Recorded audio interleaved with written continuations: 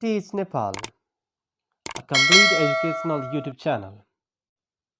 Hello everyone, you are welcome to Teach Nepal. I'm Bijur Nepane. Today I'm going to discuss a poem called A Day by Emily Dickinson, which is mentioned in the grade 12 English. This is the first poem. Before the explanation of the poem, let me get started with the short introduction of the poet.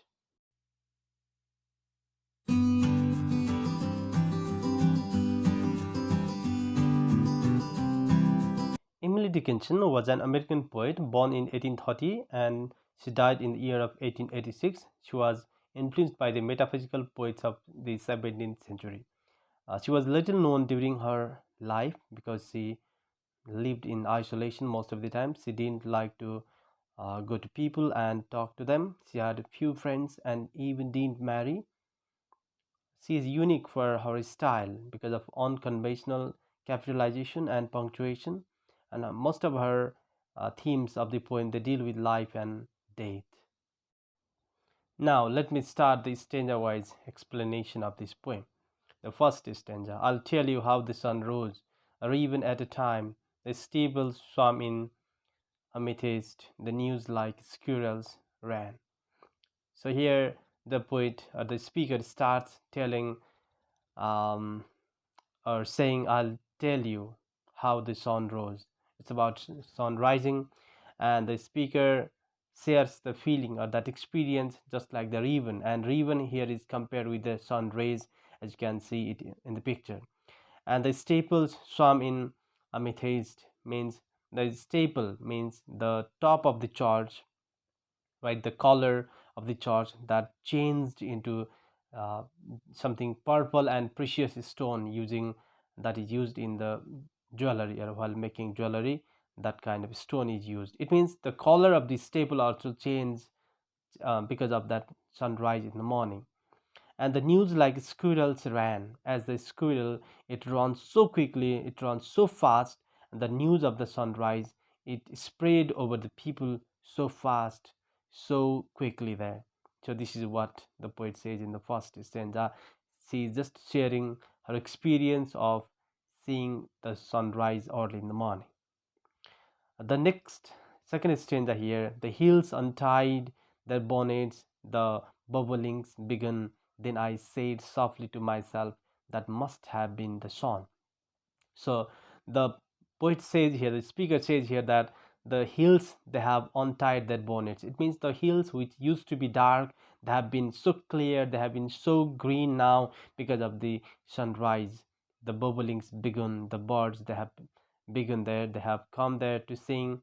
And then I said softly to myself, that must have been the sun. So because of the sunrise, the speaker here says that everything has been so clean, everything has been so observable, that used to be dark before the sunrise, it has been so clear and it has been so clean to see or so observable.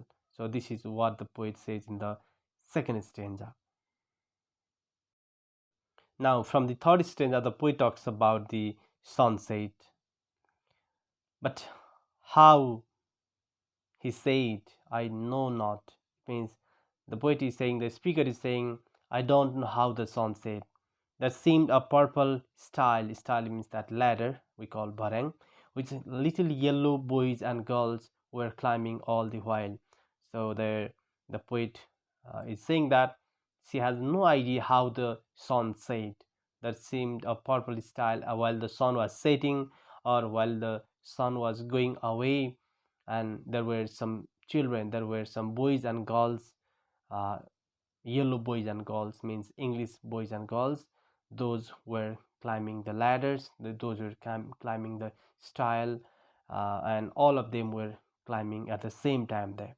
So from the third stanza of this poem, the speaker is bringing variation in the meaning, or as in the first and second stanza the poet was talking about the sunrise, or we can relate it to the birth of a person or birth there. Now the fourth stanza: till when they reached the other side, a domain in grey put gently of the evening bars and led the flock away. So it says that when it was the night time. It was evening. uh, the children, the boys and girls, they reached the other side after climbing the stile or the ladder, and a domine in gray. Domine means a teacher or a master, we call there in Spanish. A domine in gray came there and put up gently the evening bars. The evening bars are the lockups, we call there, and led the flock away. So flock away means they're leading the sheep, but it doesn't mean leading the sheep. Though domini means teacher, in this poem it means God or the religious figure, and the flock refers to human beings. So it means um, the domini led the flock away. It means the God took the human beings away, means the life of the human beings taken away, or it refers to the death. So in this way, the poet talks about sunrise in the first stanza. In the second stanza, she talks about the incidents or the events or the phenomena that happened, that took place after the sunrise, or she talks about the daytime in the second stanza. And in the third stanza, she talks again about the sunset. Now let me present you the summary and explanation of this poem. The poem begins with the speaker pleasantly describing how the sun rises and the events that took afterwards. In the first stanza, in the second stanza of the poem, the speaker shows the excitement on seeing steeples changing its color after the sunrise, the birds, hills, and the rising sun itself. She describes the things so innocently, portraying the child's innocence regarding his or her view of the world. So in this way, in the first and second stanza, the poet talks about the sunrise and many other incidents afterwards, right? सन कसरी rise भयो, sunrise भएपछि के change भयो, कस्तो खालको चाहिँ नयाँपनहरू देखियो भन्ने खालको कुराहरू चाहिँ the poet is describing in the first and second stanza. In the third and the fourth stanza of the poem, speaker talks about the sunset. She said that she didn't know how it set, होइन, कसरी set भयो भन्ने कुरै मैले थाहा पाइनँ. She is saying that she doesn't have sufficient knowledge to explain it, right? She doesn't know how to explain it, and she doesn't have sufficient knowledge to explain it. This symbolizes the inactivity or inability associated with dying, or when something is dying, we are speechless or we can't speak up. It shows the little knowledge living beings truly have about death, or they are unknown about the death. They don't know, right, uh, anything about the death, or during the time of death they are almost speechless. So nonetheless, the speaker tells that the sky turns purple as the sun sets and gets completely dark, right? So she has a little knowledge about it. According to her, the sky turns purple as the sun sets and gets completely dark. According to the speaker, the little children climb up the stile, the ladder to climb over, and when they reach the other side, the teacher put the evening bar up and led them away. So, and the children, or the boys and the girls, they were laid, they were taken somewhere by the teacher. So in this way, we could see there in this poem, in the first, we could see the sunrise. This is somehow associated with the birth of our human being or of our life. And in the second stanza, we could see the description of the things after the sunset. We could see the life there. We could see the day. And in the third stanza, the poet talks about the sunset. In the fourth stanza, also, the poet talks about the incidents after that happened after the sunset. So in this way, the poet in the third and fourth stanza talks about the things associated with the death of the human beings. So in this way, the poet throughout her poem talks about life and death. In her poem, A Day, Dickinson, through the use of brilliant imageries and symbols, describes a beautiful day that leads the children from innocence to experience. A Day by Emily Dickinson is a well known metaphysical poem of the 19th century, famous for its double meaning.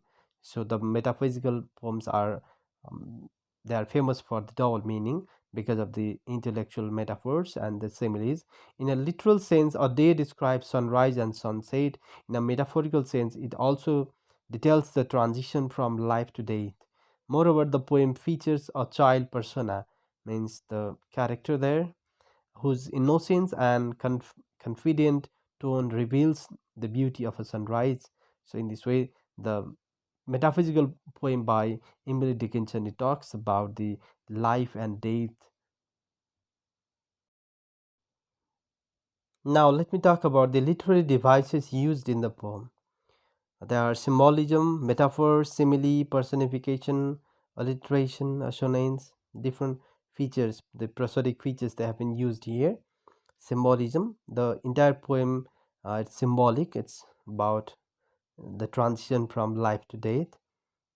So the poem or the poet infers the human behaviors associated with life and death. This is symbolic one. Metaphor, the use or the poet uses several direct comparisons to foster relatable imagery. In the stanza 1, line 2, she recalls sun rays by ribbons. Next is their domini, which represents the god there, right, or refers to humans. And next we have bars there to the end of the life. There we could see simile also, and that's what you call squirrels run, right. Next we call personification, giving the human quality to bonnets, hills. Alliteration, we have there repetition of the vowel, sorry, consonant sound like saw there, the repetition of saw in the second stanza and line 2 there. So these are some of the literary devices used in this poem to make it sound metaphorical. Now let's talk about the symbols used in the poem. Day is the symbol of our life. After the sunrise, that is the day, and it's the symbol of our life. Similarly, there is sunrise, and sunrise is symbolically used as birth in this poem. And next one we have sunset, and sunset, after sunset everything goes away according to the speaker, according to the poet, and this is symbolically uh, presented as death here. So these three things are symbolically used in this poem.